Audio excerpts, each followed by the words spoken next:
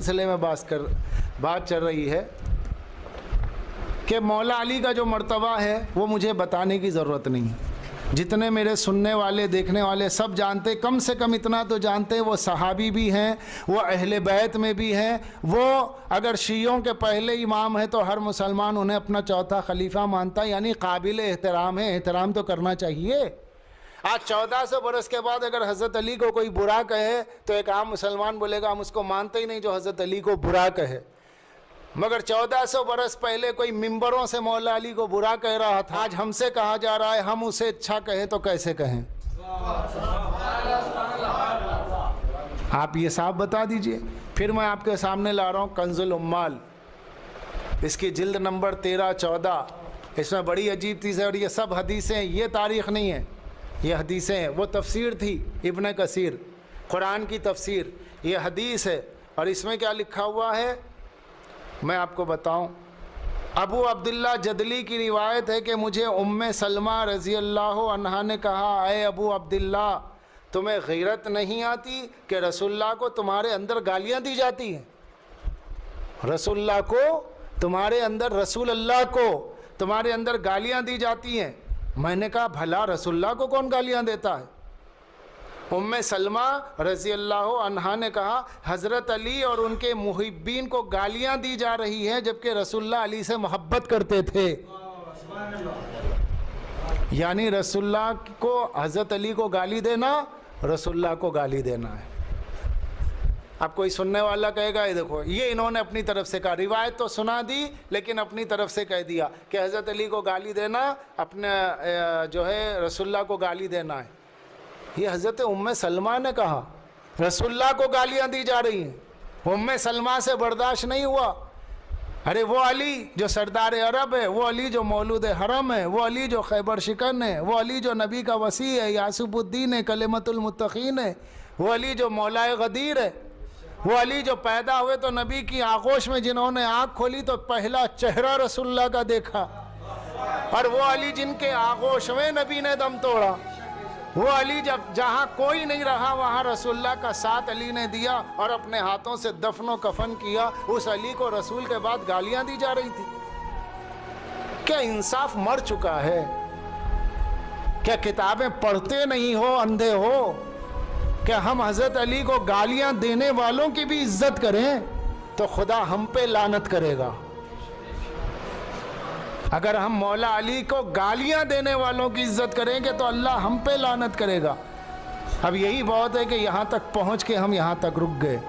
آپ ہمارے ضبط کی داد دیجئے کہ ہم اتنا پڑھنے کے بعد بھی یہ کہہ رہے ہیں. اگر اتنا کچھ آپ کے پیشوا کے ساتھ ہوتا تو آپ کیا کر بیٹھتے؟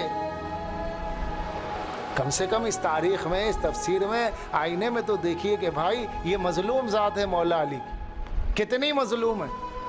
کیا علی نے کسی کا بگاڑ دیا؟ کیا اہل بیت نے کسی کی زمین لے لی؟ ان کا قصور کیا تھا مولا علی کا؟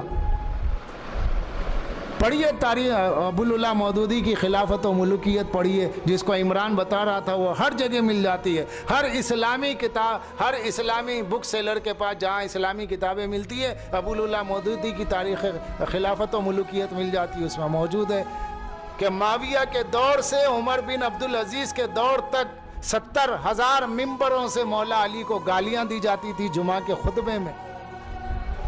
عمر بن عبدالعزیز نے آ کر کے, اموی بادشاہ تھا وہ, اس نے خود روکا کہ بند کرو, یہ کب تک علی کو اور ان کی اولاد کو گالیاں دی جائیں گی. گالیاں ممبر سے لعن کیا جاتا تھا.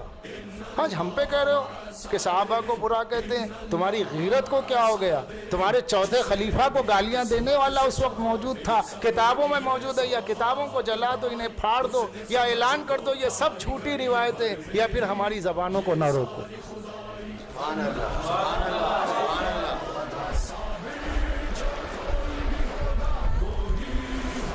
یہ بنو امیہ کی سازش ہے. بنو امیہ امیر کائنات کو برا کہہ کر کے اپنا قد اونچا کر رہے تھے. کسی کو برا کہنے سے کسی کی عزت نہیں بنتی ہے. مولا کائنات کو عزت اللہ نے عطا کی ہے.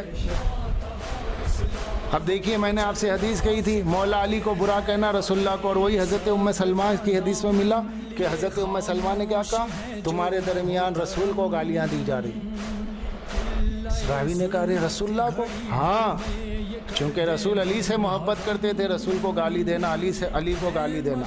اب پڑھیے، اب یہ جو جلد ہے یہ جلد نمبر 11 اور 12 ہے، یہ تو میں نے پڑھی، یہ 11 اور 12 ہے۔ ابھی جو آپ نے حوالہ سنا تھا 13-14 کا، یہ والیوم نمبر 11 اور 12 ہے، جلد نمبر کنز الامال ہے۔ اس کے اندر یہ روایت ہے جس سے میں پڑھتا ہوں کہ جس کا عنوان علی سے بغض، نبی سے بغض ہے۔ فرمایا جس نے علی سے محبت کی اس نے مجھ سے محبت کی، جس نے علی سے بغض رکھا اس نے مجھ سے بغض رکھا۔ دوسری حدیث، جس نے علی کو برا بھلا کہا اس نے مجھ کو برا بھلا کہا، جس نے مجھے برا بھلا کہا اس نے نعوذ باللہ اللہ کو برا بھلا کہا۔ اب آپ جانیں، آپ کا ایمان جانیں، جب نبی رسول اللہ نے کہہ دیا، سرکار دو عالم نے کہہ دیا علی کو برا کہنا، مجھے کہنا، اللہ کو کہنا، یہی حدیث میں نے مستدرک حاکم میں پڑھی ہے جو میرے پاس رکھی ہے، کہ جس میں روایت ہے من سب علی فقط سبنی ومن سبنی فقط سب اللہ، اسی کا یہ ترجمہ ہے۔ اب جو اللہ کو گالیاں دے، اللہ کو برا کہے، دنیا اگر اسے اچھا کہتی ہے تو وہ آپ کا مذہب ہو سکتا ہے، مگر آپ کی کتابوں کی روشنی میں ہمارا مذہب نہیں ہو سکتا۔ کیوں؟ یہ گالیاں دے کر کے مولا کی عظمت کو کم کر کے یہ بتانے کی کوشش کی جا رہی تھی کہ بنو امیہ اس کے ذریعے باعزت ہو جائیں گے علی کو گالیاں دے کر کے، اور